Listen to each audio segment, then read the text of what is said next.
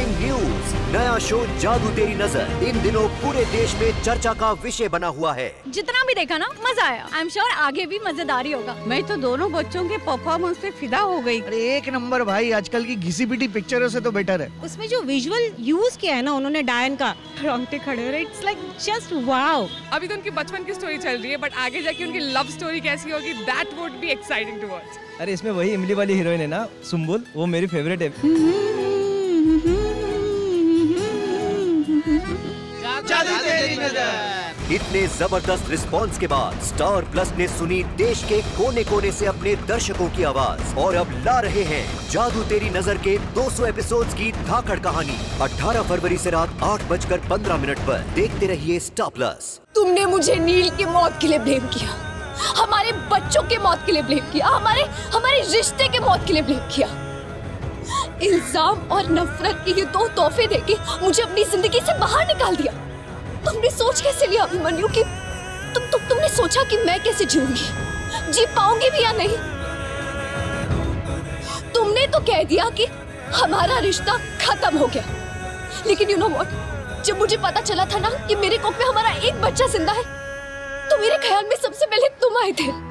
मैं सब कुछ भूलकर बस तुम्हें ये बात बताना चाहती थी, क्योंकि तुम्हारा भी जानने का उतना ही हक था, इसलिए मैंने तुम्हें फोन किया था।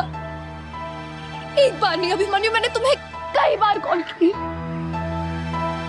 तुम्हें तो वो कॉल याद होगा ना?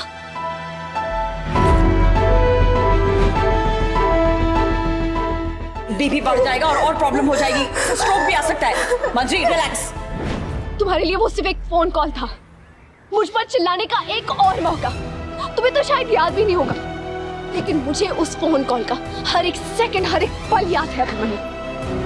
वो कॉल मेरी जिंदगी की सबसे बड़ी हार थी।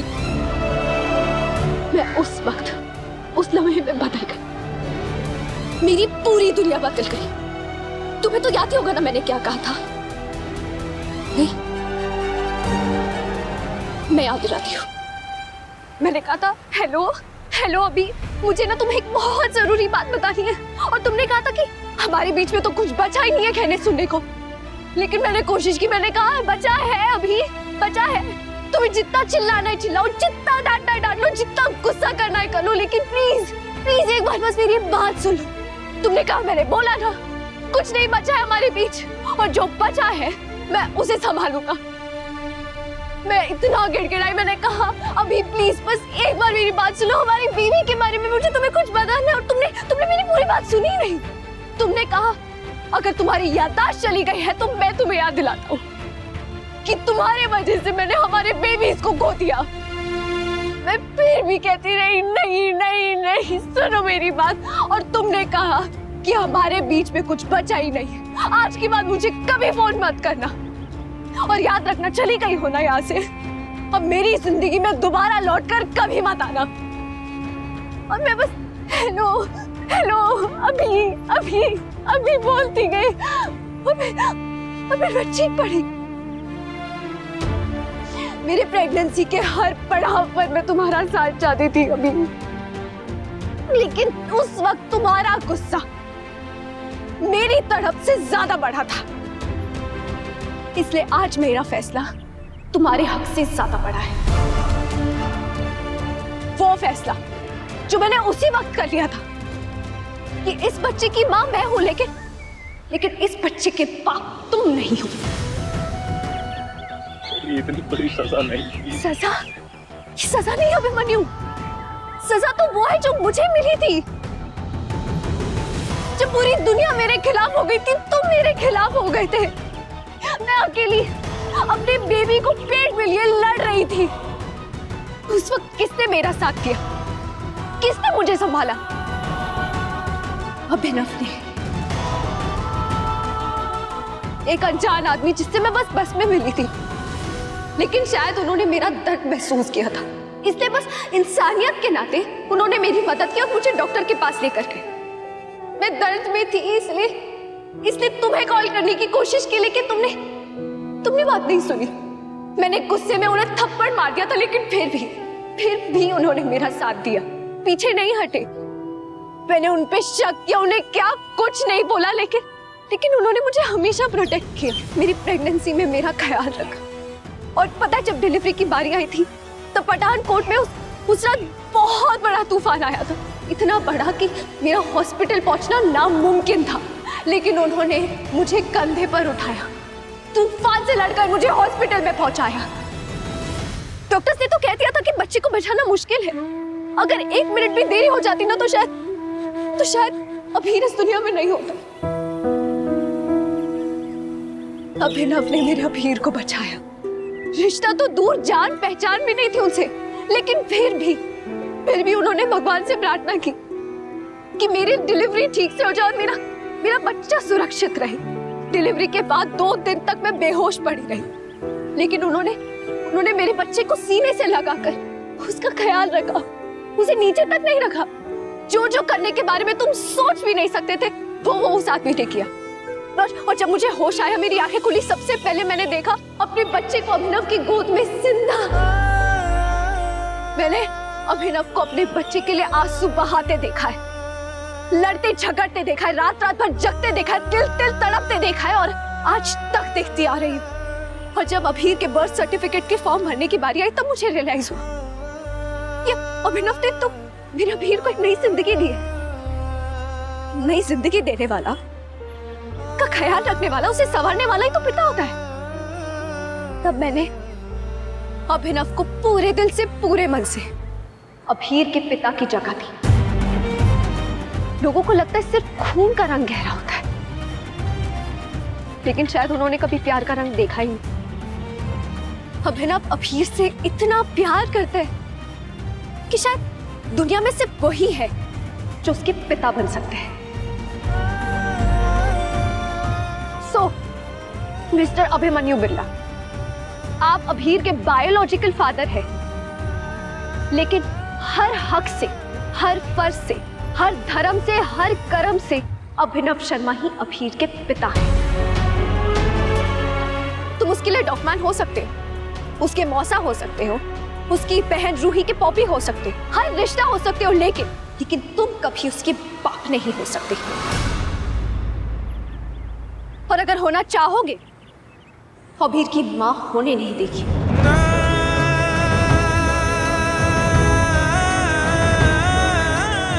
अभिमन्यु फाइट छोड़ो।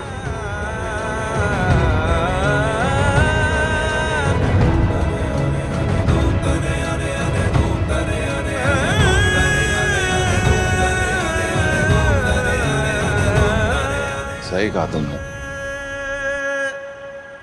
तुम्हारी एक एक बात, एक एक लॉजिक बिल्कुल सही है।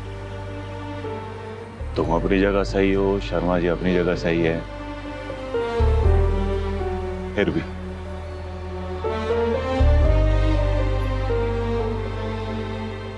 एक बेटे पे उसके बाप का जो हक होता है ना, कोई नहीं छीन सकता, तुम भी नहीं।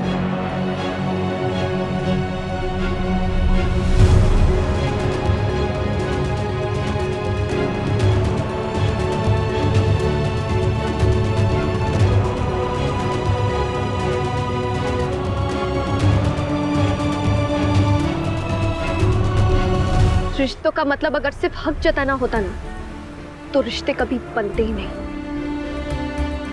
खैर, जिस बात से ना हमेशा डर लगता था कि उस दिन क्या होगा जिस दिन अभिमन्यु को पता चलेगा, उसके सामने सच बाहर आ जाएगा। तो मैं इस मोमेंट से, इस लम्हे से, इस पल से बहुत डर रही थी, लेकिन अब मेरा डर खत्म हो गया। मैं तुम्हें अपना फैसला बता चुकी हूँ और ये भी बता चुकी हूँ कि मैं और अभिनव अभीर को लेकर यूएस जा रहे हैं। अब तुम अपने लाइफ के डिसीजंस इन फैक्ट्स पर लेते हो या नहीं वो तुम्हारी मर्जी है, और तुम्हें जो सही लगे तुम वही करना, क्योंकि मैं भी वही करती हूँ जो मुझे सही लगता है, और आगे भी वही करूंगी जो मुझे सही लगेगा।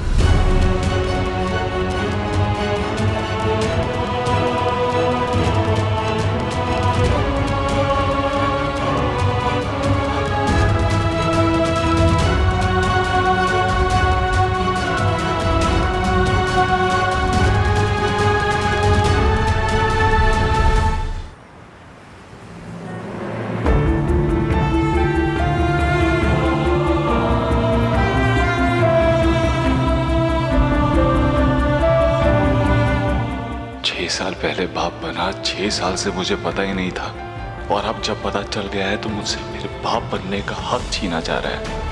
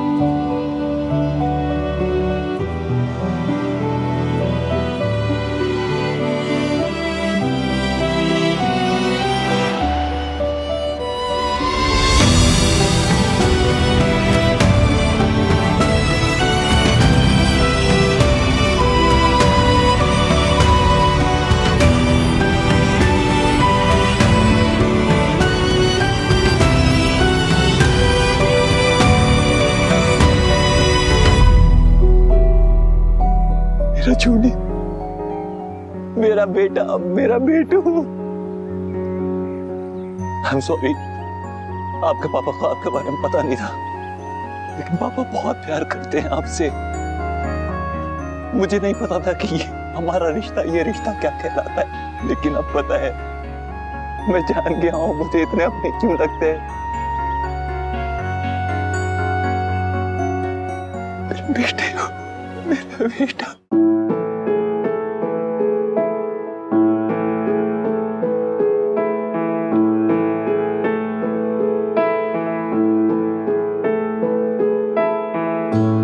उसकी बूंदे जैसे पिघले, दिल ये पिघलता है। देखे तुम्हें जब एक न माने, तुझ में ही खोता है। पल के झुके, सांस रुके, जब तू करीब आ जाए। जानिए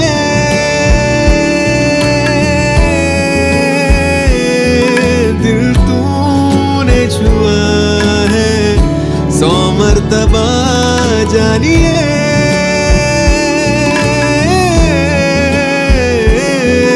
दिल तूने छुआ है 100 मर्तबा।